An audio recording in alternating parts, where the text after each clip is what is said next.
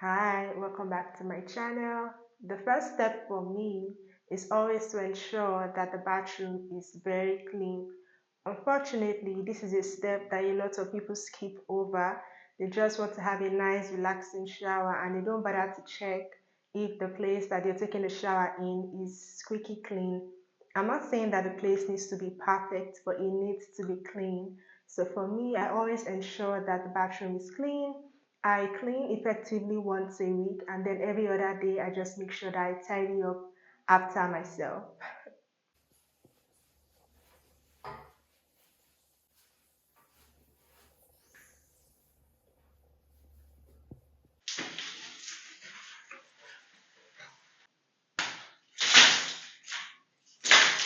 Nextly, I always make sure that I brush my teeth before I wash my face. You don't want to wash your face and then brush your teeth, then you leave residue from brushing on your face. So the correct order is to brush your teeth, then whatever particles or residue is left from brushing. When you cleanse your face, when you wash your face, you get to wash everything off. Next, I'm going to apply this clay max. So the clay max is good for cleansing, and this one is for oily skin because I do have oily skin. But when you go to buy your own face mask, you can buy whatever is good for your skin. If you have dry skin or you have acne pro skin, right? So that's the next step for me to apply this, and the instruction says leave this for about 7 to 10 minutes. So while I apply this, I'm going to do other prep for the shower routine. So I forgot to mention that this is a detoxifying face mask, almost like a cleanser, but it's not a cleanser. And the instruction here says to use it twice a week or as much as needed. But for me, most times, products like this, I use them once a week because I don't want to, bombard my face with too many products. So I try to limit the amount of products I use on my face per week, right? So for this, I'm just going to be using it once a week, but you can use yours as frequently as your dermatologist says you should, or as frequently as you feel you should, depending on if you have sensitive skin, oily skin, or you're trying to, get rid of any blemish, acne, or hyperpigmentation.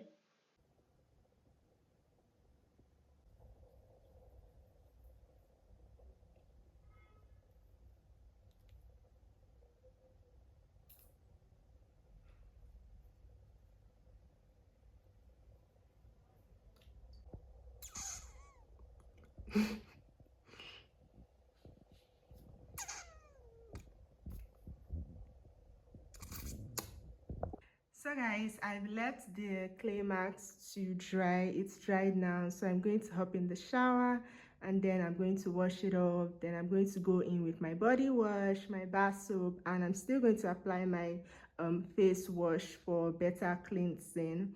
I'm not going to exfoliate today because I exfoliate once or twice a week and I've already exfoliated this week, so I don't need to do it again. So let me just take you guys along. One thing that I also forgot to mention earlier is this headband, right? What is the purpose of the headband?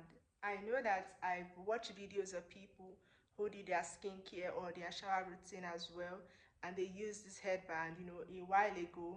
And I also wonder, what is the point of the headband? Now, I'll tell you, because this video is also for beginners. I was once a beginner myself. I'll tell you that the headband is for a demarcation between your products and your hair, right? You can see that my hair is made. So this headband is to like give me a line where I cannot cross, because if I do cross that line, then the product will be getting into my hair and I don't want that, right? So you can see that I didn't even reach up to where the headband is, right? It's just to give you that mark to know that, okay, this is where I should stop. Even when you're doing your face scrub, or if you're washing your face, right, and water is splashing, the water is not going to get into your hair, it's going to get into the headband, right? So that is what the headband is for. You can get one or get two or get it in different colors if you care about aesthetics, but the major reason for the headband is to demarcate your products, right, or prevent your products not getting into your hair, especially if your hair is made and you're not going to wash your hair. Like for me, I don't wash my hair in the shower because, well, my hair is made and I don't want it to get wet. So yeah, that's the reason. I just want to add this tip for those who record with their phone, please always remember to clean your front camera before you begin to record, okay? In the previous video that I recorded before this one, I just noticed that I forgot to clean my front camera, right? Because I've been using my back camera the whole time. But if you do record, always remember to clean your camera before you hit the record button so your video doesn't come out blurry.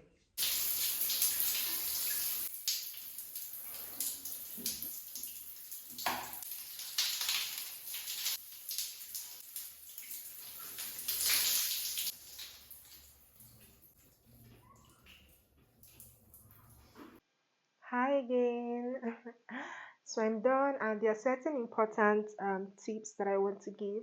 When you take a shower, you want to make sure that you wash behind your ears. Very important. You want to make sure that you wash your belly button. Very important to clean it. And also, there's something that I do. I don't know if anyone has noticed, but I try to show it in the video. I always make sure that after having my shower, my bath, I rinse the sponge that I use, right? I always make sure that I rinse it. You know, in case you might forget, it's essential that when you put soap on the sponge, you rinse out all the soap, right, before you hang it, before I hang it to dry. In my last video, I talked about getting a shower caddy, you know, a place where you can hang your sponge so that it's properly ventilated, so you have to use it again. And the last tip would be to scrub the back of your soles, the soles on your feet. You want to make sure that they're clean. I just got this. Um, this is a foot scrub. I guess it has a brush, it has a stony side, and it has this one that is, you know, like a file. It's more rough. It's for the back of your feet, your soles, because here in my country we have different weathers, and certain weathers like Hamatan, your the soles of your feet tend to be more cracked. You know, they are not smooth. So this comes in very, very handy. You don't have to use it every time you take a shower, but once or twice a week, depending on, you know, how often you think you need to do that.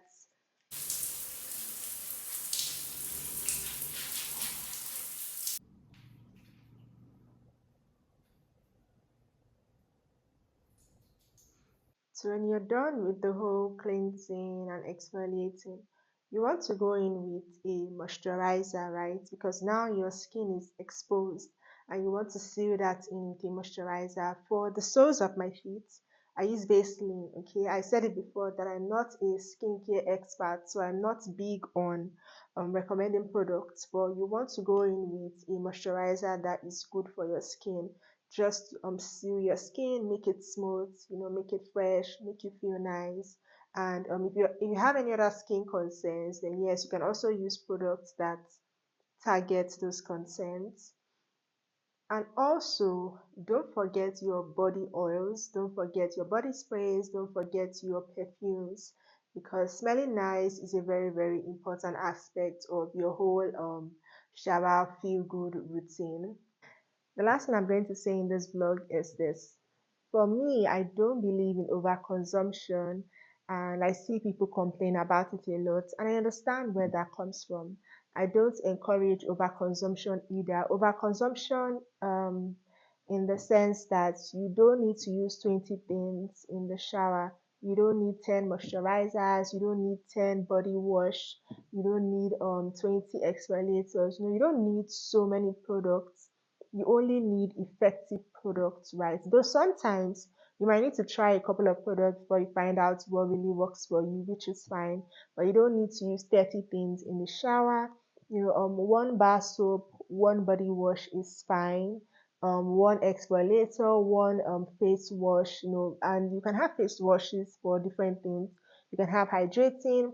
I have one for hydrating, like that's moisturizing, and I have one for blemish, that's like acne, right? So different products serve different things, but you don't need 10 products that serve the same thing, you know, unless that's what you really like. But I'm just saying for those who are beginners, because this video is also for beginners. For those who are beginners, you don't have to feel any type of way because you cannot afford a whole lot of things to use in the shower at the same time. The most important thing is that you are clean, you are fresh, you feel good, you smell nice, okay? That is the most important thing. Thank you so much for tuning in. I hope you learned something new. Don't be shy to leave a comment. Don't be shy to give this video a thumbs up. Don't be shy to get in touch with me. And I will see you in the next video. Bye.